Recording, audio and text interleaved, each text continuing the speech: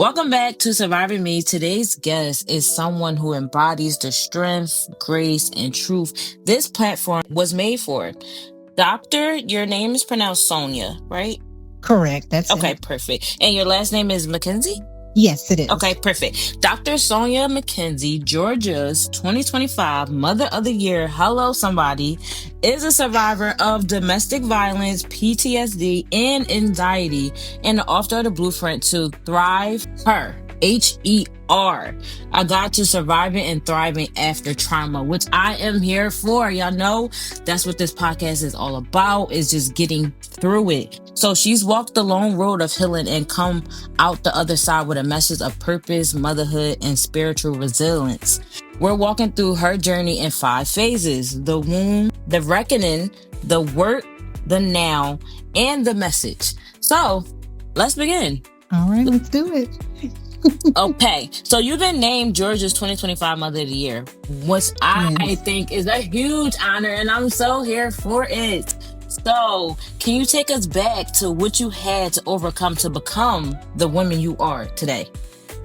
Oh my goodness. Okay, so it started, I won't take you all the way back, but I'll just kind of go over it a little. So when I was around the age of 7 or 8 years old, I witnessed my mom being abused by my stepfather. And when I tell you that he abused her, her face was disconfigured. There was, a lot of bruising, a lot of yelling and threats to, just to be fully transparent and blunt, blow her brains out. Oh, wow. And this was something that I, witnessed for quite some time until my mother had enough. And the sad thing in this is I witnessed it. And each time it happened, I would climb in the bed. Imagine me 7, 8 years old, climbing in the bed behind my mom and spooning her. Because I didn't know what else I could do. I was afraid to call the police. I didn't know, who to go to. I didn't know if I was supposed to tell. All I did was sit it out, wait till it was done, and I went and comforted my mom. Fast forward 10 years, I started dating someone, and unfortunately, that led to an abusive relationship. And at that time, I was very insecure in my skin. I'm very dark complected, and I was plus size. I had these full lips. I had these big eyes, this large forehead, all these things. I picked all of these things out that I felt was wrong with me. And I used those things to justify the things that had happened. And so moving forward, I met this young man who became a friend of mine, and we started out friends, someone that saw the beauty in me when I couldn't. He was the first person that told me I was beautiful. And in that, we developed a relationship. And it was very different because I was a homegirl. My mom had me in church 5, 6 days a week. I couldn't go outside. I couldn't go anywhere. That's just how I was raised. So I was very conservative. He, on the other hand, was someone that was in the street. He was actually a drug dealer. And I didn't even know. He was a bad boy. And I didn't know because I wasn't out there. Most of our time was spent talking on the phone. And then when I got old enough to understand and we developed a true relationship, the abuse began. And the reason why the abuse began was because he had a drug addiction too. Wow. So you ask, how does a drug dealer also, use drugs? Well, he was selling drugs to support his habit. I stayed in that situation for several years. Moving forward, I decided in 2003, when he was incarcerated, to relocate to Marietta, Georgia. So I packed up everything I had. I had, a car that was paid for. I paid rent for 3 months, and I moved to Atlanta, Marietta. And he followed me when he got out of jail. Wow. I think he got a couple of months later, and he found me. I don't know how, but he found me. And as afraid of him as I was, I told him that I needed him to leave. He cursed me out. He called me everything but a child of God. But I drove him to the bus stop, and I left him there. And that is how it ended. Fast forward, I started my first corporate job at 20, I think I was 24. Yes. And I was 24 years old, started out in a call center. To me, what I was making was a lot, but in reality, it wasn't. But coming from, a small town where you made like $7 or $8 an hour, $28,000 a year was a lot to me. Right. So, that's kind of how my journey began to start to see beyond the victim mentality, because I carried a victim mentality from the age of 8 up until the point of walking away from that situation. Right. So I'm going to pause for a little bit because I know I just said a whole lot, but I didn't know if you had any questions in between before I continue to move forward as to how I got to this point. So I'm going to pause and be quiet. I'm a talker. No. I was just soaking it all up because, first of all, that is a lot. That is a lot. I can imagine the trauma that you was in, far as being a kid and witnessing that, and then your mother at that. That alone is just hard alone. So the fact that you had to overcome that in itself is big. And then to become an adult and then to meet somebody and then not even realize that you basically in the same situation that your mother was in. And I'm pretty sure you never even thought that would ever be you. Cause I know as a kid, you probably like, oh, this would never be me. You know, like I know what to look for. I know what I'm not going for. And then to find yourself in that situation, I couldn't imagine how you felt. Absolutely. It felt weird. Oddly enough, it felt normal. Right. It felt like it was nothing wrong with it. Of course, it didn't feel okay when I was in it, when I was getting hurt, when he was hitting me and those kind of things. It didn't feel okay then, but it was just like, okay, it's just, I saw my mom go through it. So, okay. Right. You know, and he apologized. So, okay, you know, it is what it is. You know, we had an argument and that's how we duke it out, you know, and duke it out is not me fighting back. I just simply took the hits. Right. You know, it wasn't me. I didn't know how to fight. I wasn't raised to defend myself. Not that my mom was a weak woman. She's a very strong woman, but I wasn't raised in that environment. I was raised in church. My grandmother was very old fashioned. She believed in people staying together, even if they go through abuse. So I was raised in an environment where it was like, okay, we're going to keep you protected as much as we can. And this is what's right. Your mom is going to stay in this. It just was a different dynamic. Exactly. And so for me, it felt like, okay, this is normal. It took me walking away, sitting back and looking at my life and processing that child that was still inside of me. I hadn't really and truly processed what I saw when I was 7 or 8 years old. I really hadn't. I hadn't had the conversation with my mom about how that felt to me. My mom never brought it up to me. You know, so here I am in my 20s and I still hadn't had that conversation with my mom about why that happened. You know, that I saw it and I remembered. She didn't even know that I remembered it.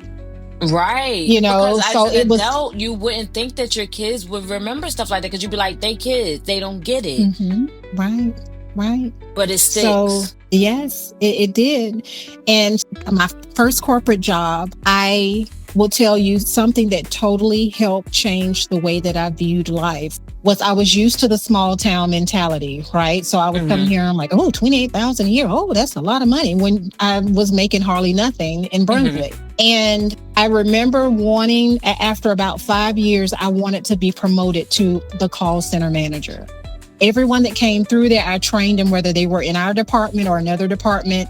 I did all of most of the management work. You know, it was an easy job for my manager because I did a lot of it. And I won't say who, but someone said to me, because at the time I had a degree in fashion design, an associate's degree that I didn't use. It was a degree that I pursued because I didn't know what I wanted to do, right? Yeah. And I remember them saying to me, you won't get a promotion with just a fashion design degree.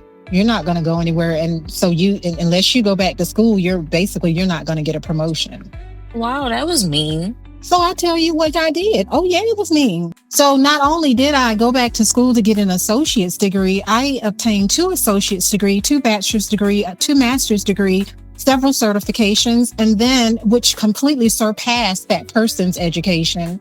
Surpassed their education, obtained numerous certifications. Moving forward, I now have an honorary doctorate, which in humanitarian work. So at the end of the day, that person challenged me and showed me just how strong I could be. Because in that moment, when they said those words to me, it broke me. I could imagine. It broke me, you know, because it's like, you're not going anywhere. So even after that, it still took another 5 years before they would even consider, the second master's degree is when I got my promotion. But at the job? At that same job, once I finished my second master's degree, by the way, I finished my second master's degree the day before I gave birth to my daughter. So at that point is when I actually received my promotion. So I had to put in about 10 years into a company before they would see my worth. These companies don't be loving us. I swear they don't. No love at all. But when I tell you God is good, God is good, because I was carrying so much hurt, insecurity, victim. I felt like a victim inside. I had the victim mentality, which is a no-no, but I had a victim mentality, insecure with the way that I still was insecure with the way that I looked. I wanted my daddy. My daddy was never in my life. I wanted so much love and I couldn't get it. But at the end of the day, it is that everything was being thrown at me. It was work. I conceived a child, and in that conception of a child, there was a disagreement between the father and I, and it was again a repeat of the same situation I went through when my mom found out she was pregnant with me. My dad wanted her to abort me. She said the devil is a lie. Same thing happened with me and my daughter. The devil is a lie, because my daughter, here we move into something more. I was diagnosed with infertility, polycystic ovary syndrome, when I was 18 years old, and told that I may never have children. I could consider, IVF, I could consider fertility drugs and those kind of things.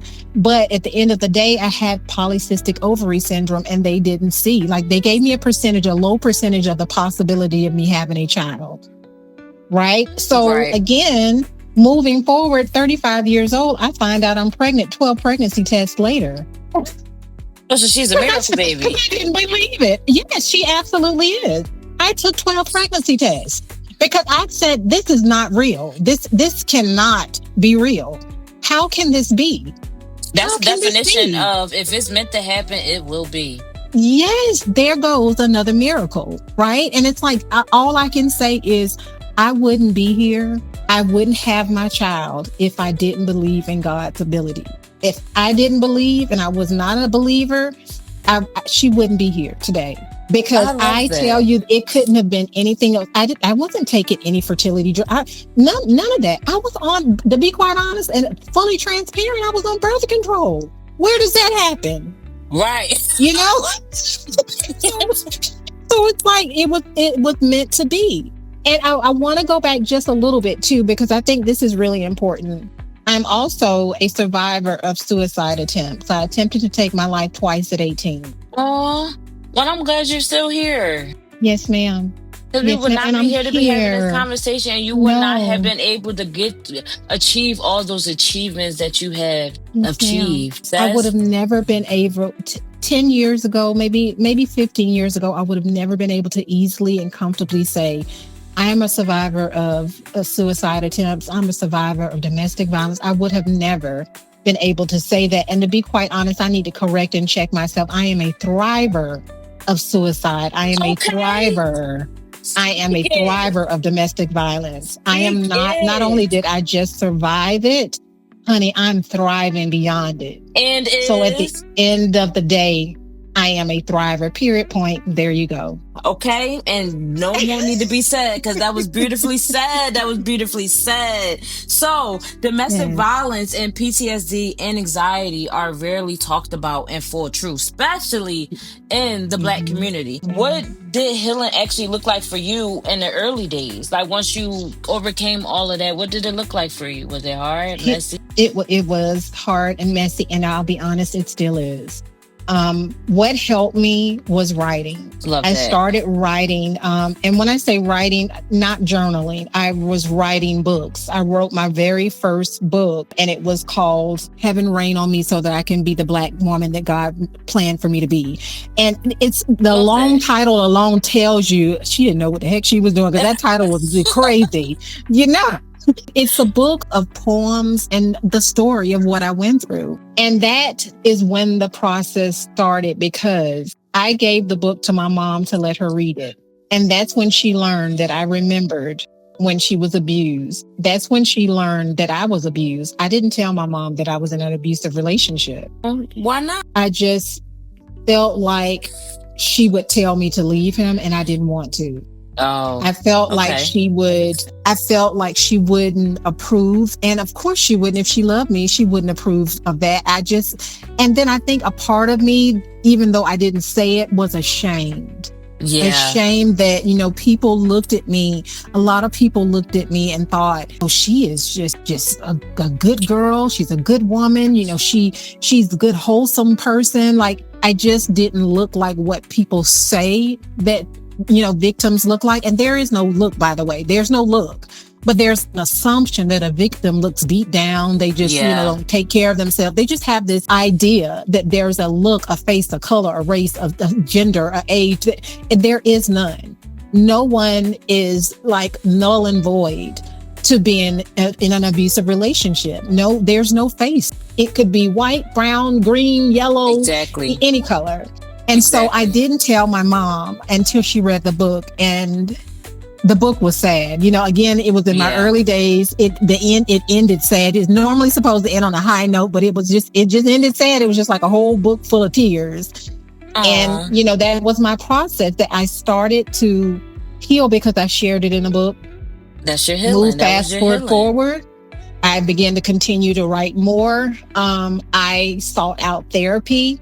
And even today, I still am in therapy. And I'm in therapy because I still have triggers. They will be there. There's a certain amount of healing that can happen. But unfortunately, because of the trauma, there isn't complete healing. You will always have memories. There's going to be triggers. And at the end of the day, I receive that. I don't love saying that, but that's my truth. Right. And I, sometimes my anxiety is so bad that I do have to take a Xanax. I do. And, the one thing about that is I told my doctor, I don't want to do this. I can't do this. And I took myself off of it for I think about 3 or 4 months. I was like, I'm not doing this. This is not what God wants for me. This is not what I want for me. I don't want to depend on medicine. Yeah. And honey, when I had an anxiety attack and I didn't know how to settle myself, and the prayer wasn't working, and the breathing wasn't working, I was like, you know what, Sonya, at the end of the day, you need help, right? That's okay. And that is okay. You can't solely depend on one thing. So I am in therapy. I see my therapist religiously. She is awesome. We have the best relationship. We talk about not just what I've been through, but we talk about things that I'm encountering with my daughter. We talk about things we talk about everything. And I need that because I can't talk to my mom or my sister about it. They're going to be biased. I need an unbiased person to support me. Right. And so what got me to the point of where I am, and it's a point of a large portion of healing, but not complete healing. But to have gotten to this point, I utilize writing. I utilize, therapists. I utilize medication to help support me in those times where I just can't handle it. And I use prayer. Right. But that's just finding your truth and what you need in order to help you get through whatever you're dealing with internally. And I love that you was able to realize that, because unfortunately, not a lot of people realize that. Like, they just don't. And then they go through life constantly in turmoil or fighting demons. And you chose to look at those demons and figure out what it is that you needed to get through. And now you're getting through. And I love that for you. Thank you. I mean, because my truth is I could not be here. Right. Exactly. I 2 times I chose to take a full box of sleeping pills. The first time I was able to get, and this is sad, but this is my truth. The first time I was in the presence of my father, and because he did not want to be embarrassed, he bought a gallon of milk and told me to drink it so I could vomit. Because he didn't want anyone to know. He didn't want me to go to the emergency room. He didn't want it to be in the local news because they put those kind of things in the newspaper. So that's how we handled it the first time. The second time, I was out with a friend. And this is how I learned who my friends were. I was out with a friend and she allowed me, she didn't fight me, on taking a whole box of sleeping pills. Next thing I know, the emergency squad was there taking me to the hospital. My stomach was getting pumped and I ended up in a mental health facility. Whoa. At 19, But let you me, said? yes, at 19. Wow. 18, and literally 18 the first time, 19 the second time.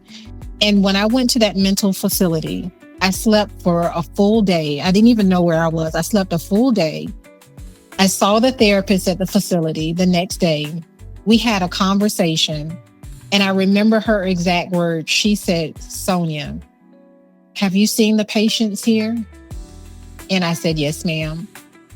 And she said, "I've been talking to you." I think we were talking for like 30 minutes at that point. She said, "I've been talking to you." And she said, "You're not supposed to be here.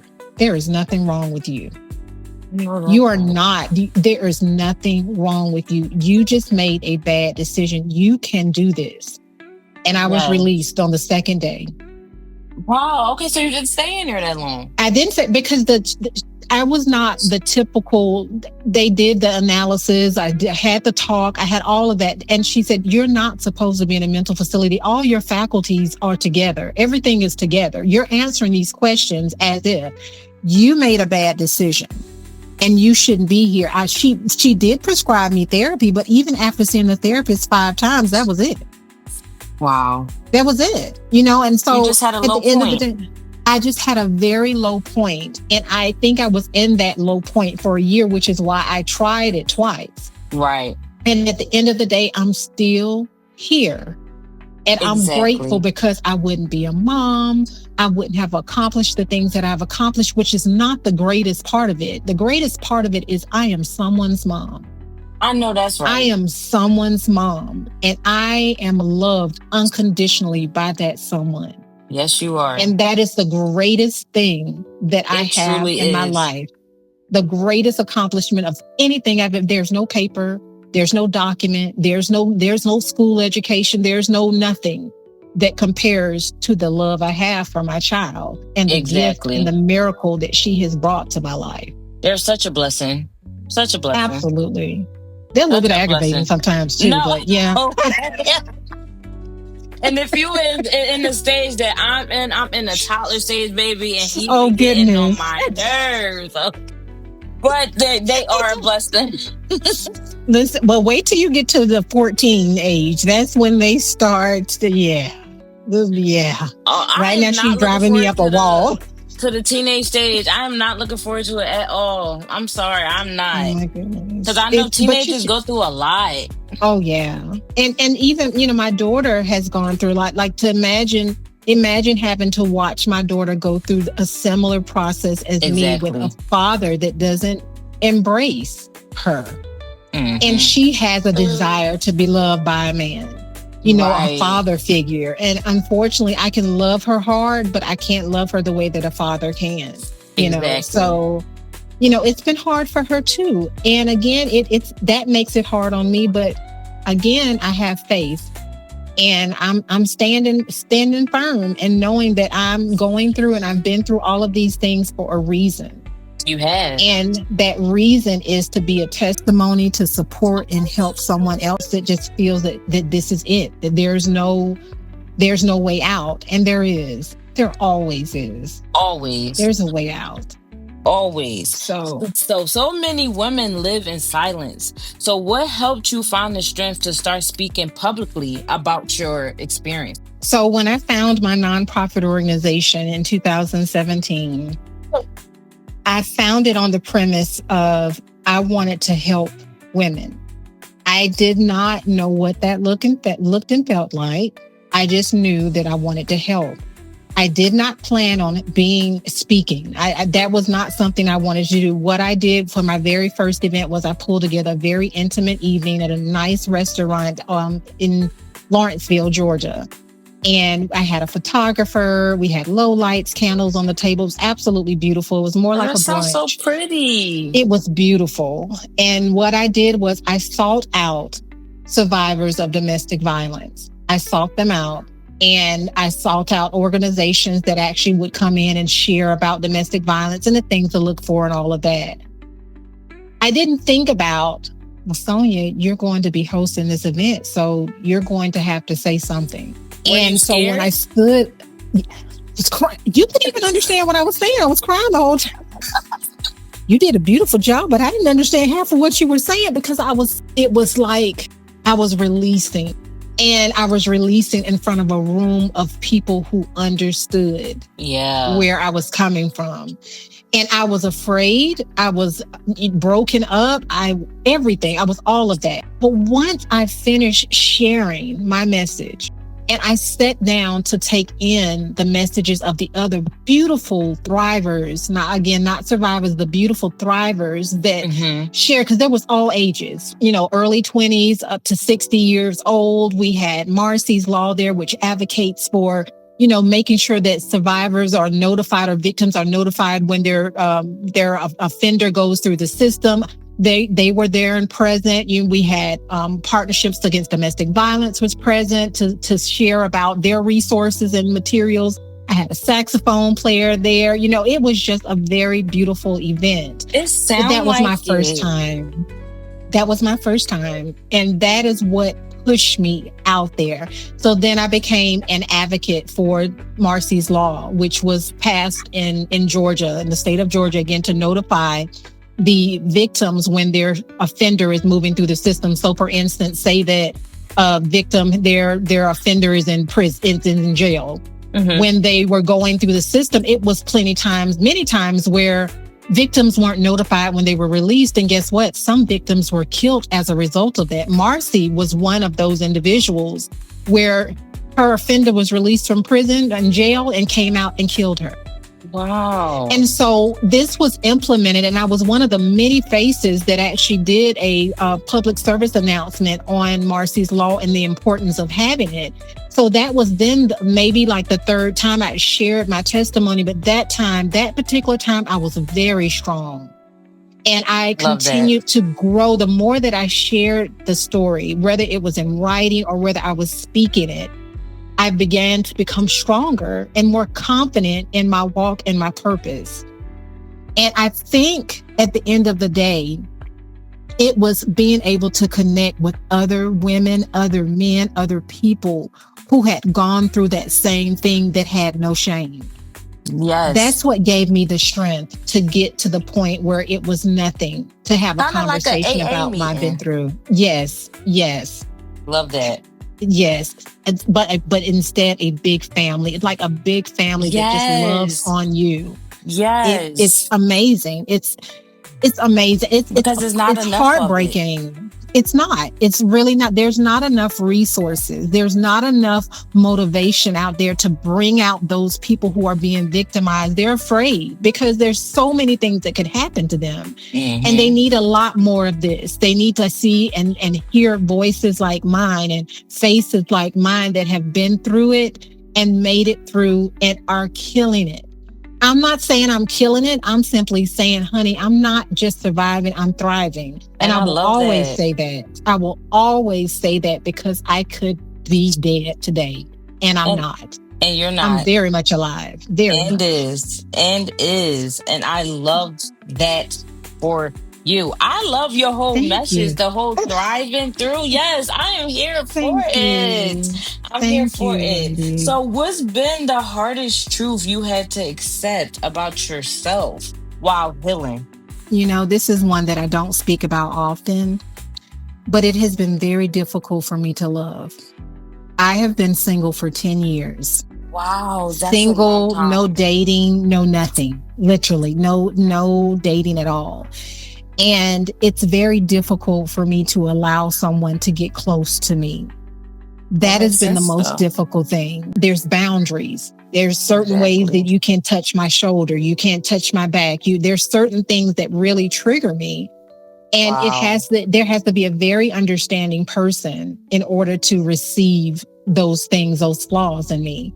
And I know that there's someone out there that will. I'm just not ready for that. And that's been one of the hardest things because when I think about my child is going to be grown soon and I'll be here alone, I don't embrace or want that. But that's just a part of me that's just having a hard time healing. That's a part of me. Here I am, I'm 49 and I'm having a hard time healing that part of me. Do you think you ever will? I honestly don't know, but I pray that I will, because I know that there is someone for me. Yes. I just have to be open and willing to allow them to be. So I'm hoping that one day I will be, but right now I'm just not. I'm just not ready for it. Mm-mm. Okay. And it's like when I say 10 years, they're like, what? You're 39 years old. Like, there's nothing wrong with me. That's the wrong thing to say.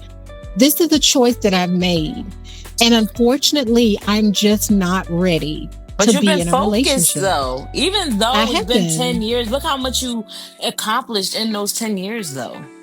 So, yeah, you didn't have somebody, but you were still focused and moving and accomplishing stuff. So it wasn't all, bad. Yeah. But love is beautiful, though. Thing. It is. And I have one of the women that was a part of a project I worked on. Oh my goodness, her testimony is beyond crazy and wow. Like, you just wouldn't, it's something you see on a Lifetime movie. And she found love, around the age that my age. And so I haven't given up. I just don't really know if I'm definitely going to be open one day. I can't answer that, but I hope so. I hope that one day I will have someone that will love me, flaws and all. And I think it will, because it's somebody for everybody. I truly believe that. Somebody for everybody. But like you said, as long as you stay like, no, you're not ready, it probably will never come. You definitely do have to be open, at least. I have to be. And I have to work through that part of me. And that's why it's for me, transparency is key. And it's just unfortunate that 10 years have passed and I'm still kind of in this space. But I also have to say, I haven't invested the time and effort into saying, okay, here I am, open, instead of looking the other way. If someone says something, I'll speak hello and I keep going. I'm not allowing myself to be in those spaces to have that, so I'm prayerful that one day I will. And I have faith that there's another person that I know. I think she met her husband in her 60s and she's happy, so it may happen. It's not about when. It's not even about when. Because like you said, it can happen at any time. As long as it's real and it's true and it's, and you feel good, then that's all that matters. Absolutely. So you use your voice on multiple platforms to advocate for others. What message do you hope sticks with every person who hears your story? That the biggest thing for me is, and I hear this a lot, you don't look like you've been through that. You don't look like you don't look like you were, like, you're too strong for that. I can't imagine you being like, you were in an abusive relationship. Really? Like, I want them to understand this. There is no face. There's no specific face, no specific gender, no specific age, no specific weight, there's no certain look. It happens. Exactly. And don't ask. One thing I want people to understand and know, don't ask them why are they still in the situation. Right. Because you don't understand. And it's very difficult to articulate the reason. Obviously, it's love. But that makes people feel small. When you've been through that, it makes you feel small. Like, why are you still in that situation? That's what makes individuals not want to say, I'm in an abusive relationship. So I want people to understand that there's no particular face of what a victim looks like. It's not. And then secondly, have empathy. Period. Be kind. Yes. Be kind, right? Be kind with us because we're broken. We're hurting. We've been through a lot, right? So be kind and understand that there's a reason, there's a logic to why we're still in that situation or why we went through it. My logic is it's generational. So I saw something and I just thought it was normal. But guess what? That buck stops right here. Because my daughter is very aware. I've been educating her since she was 4 years old on what domestic violence is, what abuse is, what's inappropriate, what's not appropriate, what is the wrong touch. My daughter can tell you from front to back what that looks like. And I want that generational curse to stop here. Period. So that's what I want people to know. If you don't understand the deep rooted reason why, try to educate yourself and be gentle. Be very gentle with us because you don't know what got us to that point. So be thoughtful of your words and be kind. Just Yes, be 'cause kind. there's not enough kind people, and I say that all the time. Like people Mm-hmm. are just not kind. Like there's a lot of people out here who just truly don't care about others, and that is just so Mm-hmm. baffling to me because I feel like we are all human, like you say, and we all go through stuff. It doesn't have a Right. look. It doesn't. We all can relate on something. Like okay, even though I may not have been in an abusive relationship, I can understand the pain that you went through and what you had to get through and understand that you still dealing with PTSD. That's all that it could take sometimes. Just Mm-hmm. understanding. You don't always have to go Right. through stuff to understand. Show the empathy, right? Like, just Exactly. know that what you say to someone, depending on where they are in life, could essentially, and it's just this serious, excuse me, it could essentially determine whether that person lives today or tomorrow. Exactly Because that. you could say one last thing to trigger them, and they could say, "You know what? I can't do this anymore. I can't. I look stupid. I just talked to this person. They just made me feel small. I can't get any smaller than I am. I just can't do this anymore." And they could just take their lives. It's just that. That's how serious it is. Because there's power So in words, whether it people, is. it's power in words. It can give life.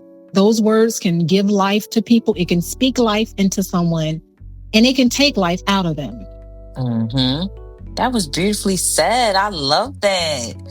Thank So, you. and you kind of touched on this. The next question, basically, the next question was, as a mother, how did your healing journey affect the way you show up for your children? And you started saying that you tell her, as you've been educating her since 4, like, no, oh, this is what domestic violence is. These are the signs. How else have it affect the way you show up for your children? I love her hard.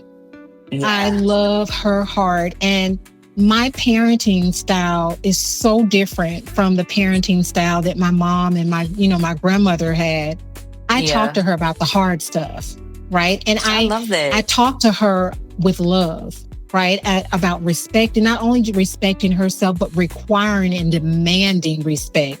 Not giving someone the option to respect you. You don't give them the option. You make them respect you. And if Exactly. someone treats you a certain way or speaks to you a certain kind of way, honey, that's an indication that something's not right. Whether it's verbal, because, domestic violence is not always just physical, it's verbal, it's financial, it's emotional, Exactly. it's physical. So for me, it taught me how to show up for my daughter 1000%. And I'm not saying that to take away from the way my mom loved me, because she loved me like no other. I have the best mom in the world. But Okay. I'm aware of what I saw as a child, and I don't want my child to see that or to endure that. So I want to equip her with the knowledge, with the examples. Like I told her, transparent, honest, raw. This is what I went through. This is what it felt like. Baby, sometimes when you see me and I'm like really like antsy, she'll hold my hand because she knows what's going on. I'm having an anxiety attack. And I She'll love hold my hand. that. That's so So beautiful. it is. That's why I have a really different relationship with my daughter, and it's because of, she doesn't know it, wasn't intentional, wasn't even her job, but she's helped heal me.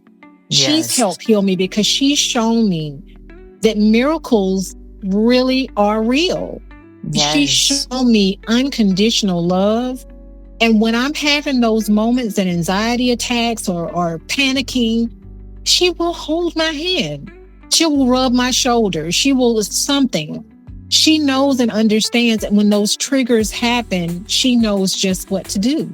And I'm so very proud of her for listening and for being there and for being aware. And I love that. And that must be beautiful to see, like that you raised a daughter like that. So kind, so caring, so understanding. I love that. Mhm. Love Thank that. you. Because there's not Thank enough you. people out here like that, and we need more. We So do. We we do. really, really do. So there's a difference between surviving and thriving. Yes, So what ma'am. has helped you make that shift? For me, it's always been like, even going back to when I was told, you're not going to go anywhere in this company with just the associate's degree, blah, blah, blah. For me, it's always been, I don't want to just be surviving. I don't want to just be like, okay, I'm here, I'm existing, I'm not doing anything to get any better. I go to a job every day and I'm just taking mediocre, I'm just here. That's surviving. Like, I'm just making it. I'm not trying. I'm just kind of, I made it through, and I'm too proud to do therapy, too proud to do medicine. I'm just here. Right? Just Right. surviving, just saying that I'm, like someone may say it back in the olden day, or back some years ago. So how you doing? I'm surviving, I'm making it. I'm just barely Mm-hmm. making it. That's what surviving looks and sounds like to me.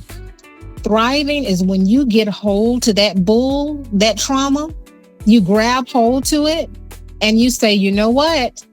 I'm not going to survive. I'm going to thrive. And for me, that means that I'm going to deal with all of these issues. The gone that just came out, the Southern Belle came out. I'm so sorry. But no, I'm not. But it's a gone. Listen, I am going to break this generational curse. I'm going to look this demon in the face and say, okay, this is not happening. You will not consume me.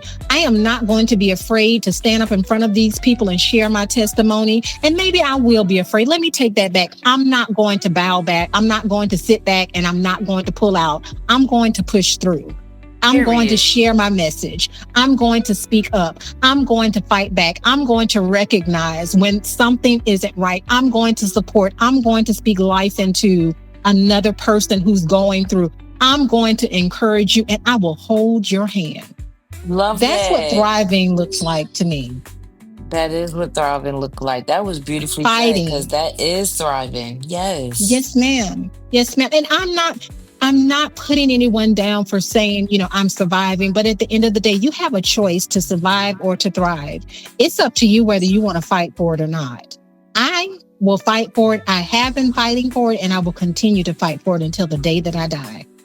Love that. And it's so funny that you said that, because before I changed the name, so my podcast name used to be called Her Way Through. And then I literally changed it probably like a few weeks ago to Surviving Me.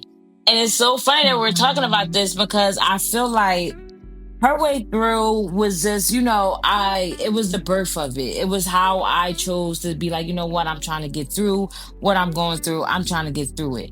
So as it go on and you go through more things, and then I realized, you know what, I'm not even getting through it. I'm more so just surviving it, which is hence the change to the name of the podcast. It's like, okay, I'm not getting through it. I'm surviving right now. But eventually I will be through it.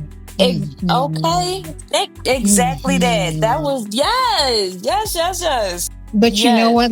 I'm going to tell you this. So when I first found my organization, when I first built it out and became the founder, it was named Women of Virtue Transitional Foundation. Again, there goes that long name, right?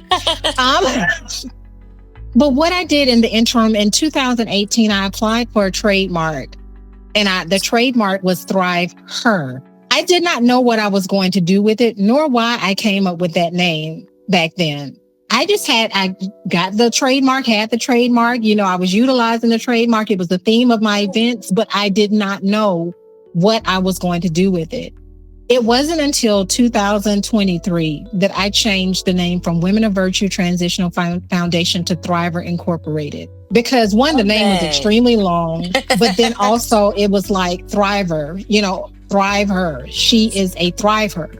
She's a thriver. And if the men that I encounter, he's a thriver. He's a thrive him, if we want to do it. If he's thriving in his survivorship. He's surpassed that. He's thriving. She's thriving.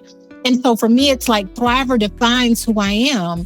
And why would I not use that as the name of my organization when that is who I am? Exactly. When you see me, that's ThriveHER. That's the founder of ThriveHER. That's right. ThriveHER, the book ThriveHER, the unstoppable ThriveHER, the blueprint of a ThriveHER, thriving from surviving to thriving, the blogging ThriveHER. That's who I am. And I And love that. that I had no idea why I wanted to trademark that name. Didn't even But know. I luckily knew you I loved did. it. Yes. Because that was that a lot of times people don't do stuff like that because they be like they probably think like, oh, it's not, this is just something I came up with, like it's not that big of a deal, like like it's not that serious. But then Right. as time go on and you start to see like this one name just keep following and you are making it bigger, and then it could be possibly be too late. So it's good that you actually took what, I'm just gonna trademark it regardless if I don't know why the name is there. I'm still just gonna trademark it. That was beautiful. When I tell you, I didn't know, but honey, it's who I am. It's who I am. It's what I see in women I speak life into. It's the epitome of not allowing, domestic violence to take away your power, to take away your desire and your passion to thrive and to move beyond just surviving. Period. That's what a thriver means to me, is really fighting for life, fighting for positivity, fighting for the courage to do whatever it is. That's what it is to me. That's exactly what it is. And I love that. So get into the second to last question. Yes. What's something you had to survive within yourself before you could show up fully in the world today? Oh my gosh, that's a hard question. Yeah, that was pretty deep. Oh, That was pretty deep. Oh my God. Okay, I'm gonna need you to repeat that question one more time so I can process. No, okay, because that was pretty deep. So, what's something you had to survive within yourself before you could fully show up in the world today? The little girl that didn't love herself. Love that. I had to, because as I said in the beginning, I saw myself as this ugly, dark skin, all these ugly things. I saw all of these ugly things in myself, and it's because of my childhood. It's because of my relationship, well, the lack of a relationship with my father, and the impression that he made on my life. And so I had to, deal with that child that felt like she was ugly and she was nothing, and she was just, I just thought some of the most horrible things about myself. I had to face that child. Right. And in facing that child today, yes, I do have a big forehead. Yes, I do have dark skin. Yes, I do have full lips. Yes, I do. Yeah, my eyes, one of my eyes is bigger than the other, but they're chinky, and it's like my daughter has the same eye. It's like, but I love it. People don't Right. like, I don't even notice it. If you didn't tell me, I wouldn't have noticed it, and it's like people compliment me all the time on this dark skin that I once hated. Yes. And it's like at the end of the day, I faced that little girl. And that little girl, she's still in there, but she's thriving along with this woman here today. And I love that. Yes, because people do not heal their inner child, okay? You cannot fully get to where you are and be the woman or the man that you're meant to be if you do not heal your inner child first. Because whether we want to admit it or not, what we go through, all the experiences we go through, what we see, how we feel, and all that stuff affects our adult life today. I know a lot of people may think like, oh, because that happened when you was a kid, it's over with, it's done, whatever, I'm moving on. And that's not true, because it will follow you into your adult life if you do not handle it and deal with it and face those demons. Because sometimes it's hard to walk down that tunnel. It is. And I'm not going to be the one to be like, okay, sometimes it's easier to just be like, okay, well, it happened, and push it to the back burner. The hard part is walking down that tunnel and facing it like, okay, this has happened, this is how it made me feel, and this is how I'm going to get through this. That's hard. That's right. But when you do it, oh my God, you come out, the other end is so beautiful. It's so beautiful. You've never told a tale. It is absolutely beautiful and so empowering and invigorating. It is all of that. All of it.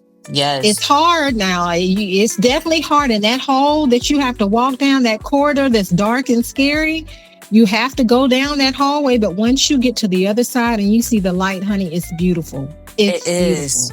It is. Because it's Absolutely. no longer hanging over you no more. It's more, instead of hanging over you like this dark cloud, it's now like you're wearing it with honor. Like, you know what? I went through that and I'm here. You know, I'm here, I'm healed, and I went through it and I got through it. Okay. And I'm going to continue getting through it. So it goes from it hanging over you as this dark cloud to you wearing it with honor. That's right. That's Love right. that.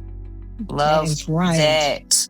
Love that. So the last question, even though I love this conversation and I always take the time to thank the guests because I'm truly honored that you even took the time and want to be on my little podcast. Like, yes, I'm here for it. And I love that you even considered it or even wanted to be a guest. I'm so excited and I love this conversation. Thank you so much for just being open. Thank you for allowing me to be on your platform, ma'am. Listen, your little platform is honey. Listen.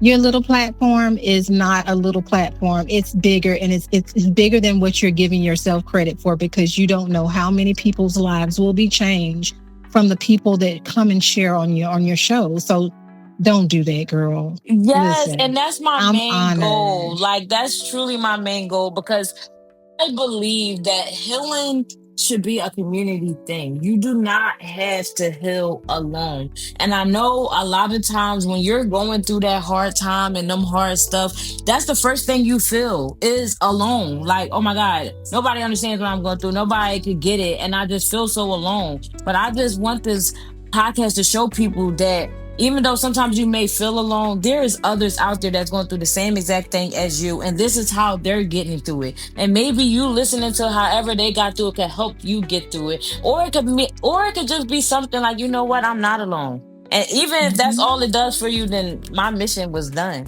But you know, another thing that I'm going to tell you is I prefer conversations like this that are like this. Yes. Comfortable.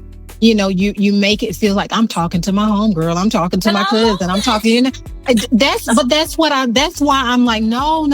There needs to be more platforms like this, because I'm sorry, stuffy, you know, you have to be uptight and you have to pronunciate. Well, honey, I'm going to tell you, I'm going to call you honey 1,000 times. It sounds like I'm just should be sitting on somebody's southern porch because I'm a Southern Belle, and I just enjoy those kind of conversations because it makes you feel comfortable where you can share.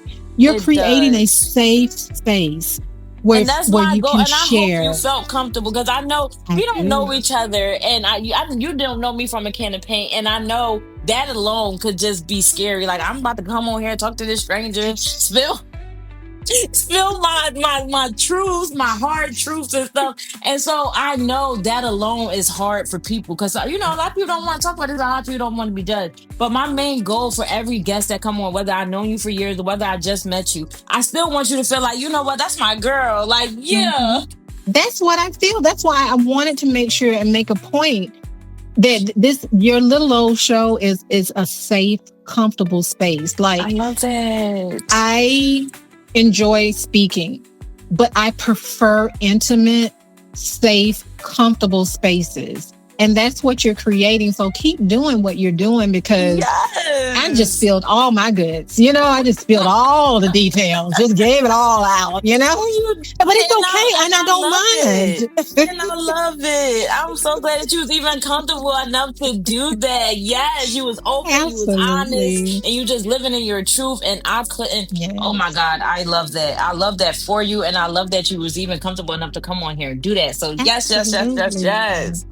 So I always ask one question before I wrap it up. Well, actually, I got two questions for you. So if there's one thing every woman surviving abuse needs to hear, what would you tell her? Or men, because men go through abuse too. You can do anything. You can do anything. That situation does not define who you are. It's a been through. It's a been through. You've been through it. And if there's something you want to do, whether it's loving again, whether it's pursuing and sharing your testimony to pour into other people, whether it's just writing a book, whatever it is, you can do it. Anything. Going through that situation doesn't define you. Period. It doesn't define you. it creates, and some people may disagree, it creates an opportunity for you to not only show compassion, but for you to connect with someone who's going through it. It creates an opportunity for you to be a resource, for you to speak life into someone, and for someone to receive it as someone who's been through what they're going through. Yes. That's what it is. That's my words, my very words. At the end of the day, you can do anything. You sure can. And I live by that. My main quote, I live by a lot of quotes, but one of my main quotes is, you can do anything you put your mind to. Nothing is unreachable. If you put in that work, if you put in that dedication, you can do anything you put your mind to. I live by that quote because I believe it. I know it to be true. I've seen it. You see it all the time. When people come on here and tell their stories like, oh, I done been through the gutter, like I've been through the mud and I'm here. That's people showing you like they put their mind to it and look where they got them. So you can do anything. Don't ever think anything is unreachable. Right. And don't put a time on it. Hello. Don't put a time on it. My journey started a long time ago and it took me a long time to get here. And I did not give up. Never give up, and don't put time on anything. It will happen in the right time, but you have to be patient with yourself and gentle with yourself. You've got to be. Yes. Give yourself grace. Yes. Give yourself grace. Yes. We don't do that enough. So if this conversation was a chapter in your healing book, what would you call it? I'm telling you, these questions is killing me. My goodness. Oh goodness. They definitely get you thinking. They get you thinking. So, you know what I would have to say? I wrote a poem that I'm going to be publishing sometime soon, and I'm going to be sharing it too at my first spoken word event. Just a little plug. I've never done it. Yes, I'm so excited about it. But I think I would call it The Swallow. Oh. And the reason why I would call it The Swallow is because I just shared a lot. I just swallowed a lot of information. I just swallowed a lot of information. I just swallowed a lot of pride. I'm not ashamed, and I'm swallowing it all, and I'm processing it all, and I'm all good. The Swallow. The Swallow. You have to hear the poem. You have to hear it though, but it's I can't share it yet, but it will be out there. But it's really deep, and you would have to have heard the message in order to get it. But I would definitely call it The Swallow because I'm taking a big swallow and I'm letting it all out. And at the end of the day, it's out there. I put it out there. It can't be taken back. I've swallowed it. I've shared it out, and I'm good. I'm still breathing. I didn't die from sharing that. And guess what? At least one person, I'm pretty confident at least one person will be touched by my transparency. And that's the purpose. My pride and my strength to swallow anything that could have been shameful, any feeling of discomfort. I swallow it and I share everything out. Because someone is going to be touched by this message. At least one person. I love that. So I would have to say The Swallow. Yeah. That's so deep, but I'm so here for it because you can see I'm a very, very deep person. And yes, you are. You stumping me over here. Yes, I've been told that all my life that I'm a deep person, and I always just felt like I was a deep person. But I also felt that there's not enough deep people. People don't like to get deep. People like to talk about surface level stuff. And don't get me wrong. Okay, that is cool. Like, okay, yeah, I can talk about the sky, the color, my favorite food. I can talk about that all day.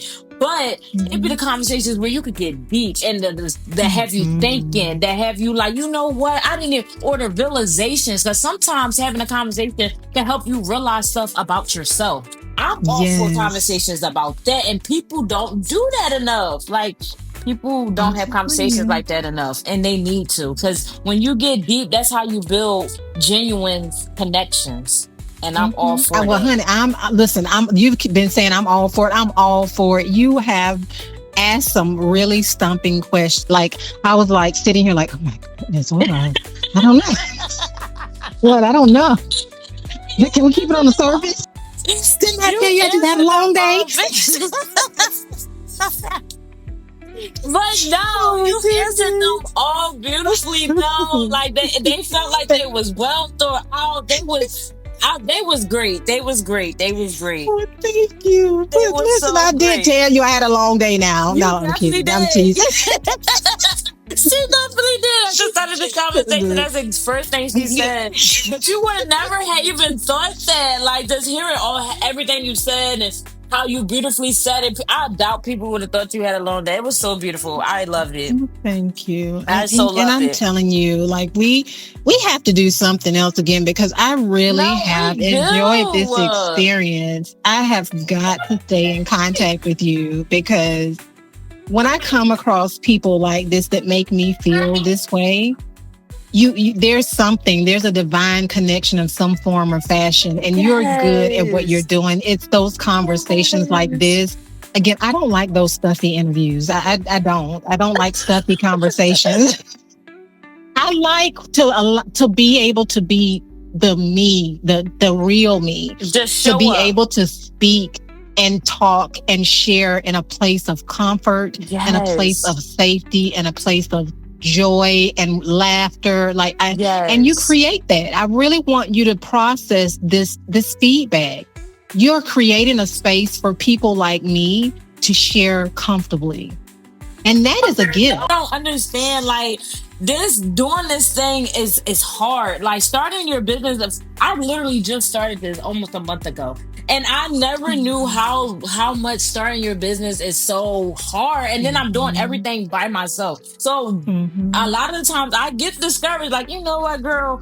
Why are you putting yourself through all this stress? Just let it go. But you know what? And I'd be like, you know what? No, I can't because this is something I'm passionate about. I truly Mhm. believe in the messages I'll be saying and the stories I'll be telling, my solo episodes, and the fact that my goal for this podcast alone, like, yes, it's small now, but I see it getting big. I see it being a Mhm. community that I want it to be. That's my whole goal for people to know, Mhm. like, you're not alone. You're not alone. And as long as you stay this way, remain transparent, remain real, remain the true you, don't conform to what everybody else is doing, it won't be small. And even if it is, so what? So what? You're still touching lives and it's going to grow. It's going to happen. Period. You just have to remain consistent and remain to be who you are. Don't conform to what everybody else is doing. You know what I'm saying? Just to get some likes and some follows and all of that. Exactly. Get the people on your show that will feel comfortable on your podcast sharing. And that's not hard.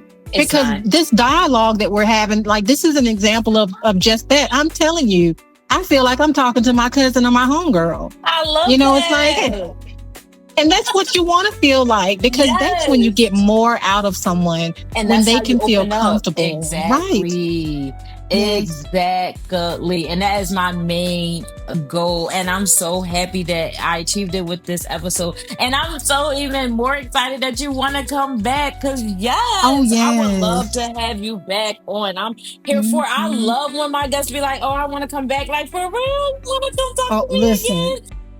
Thank you for joining us for this powerful conversation with Dr. Sonya McKinzie. Her wisdom reminds us that healing isn't about survival, it's about learning how to thrive in the spaces we once felt broken. I know this episode is a little longer than usual, but the message was so powerful, I didn't want to split it into two. So welcome to our first hour-long episode. I truly hope you enjoy it as much as I did. And don't forget to subscribe to the Glow Letter for weekly reflections and prompts to keep your healing journey going. And if you have a story of your own, consider being a guest on Surviving Me because your survival could be someone else's blueprint. Jumping right into the letter to the listeners. Dear survivor or thriver, healing is not a race and it's not a straight line. Like Dr. Sonya shared, there's a season for surviving, but there's also a season for thriving.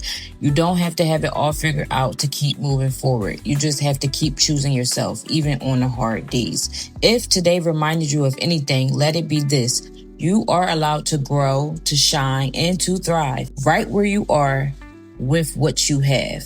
No matter what page of healing you're on, you're not alone and you're not behind. Keep going through it, keep growing through it, and keep glowing through it, because the journey back to yourself is the real work. And I will see you next episode. I've battled the silence, I've wrestled the shame, faced all my demons and called them by name. This ain't for sure, it's deeper than deep. I'm surviving.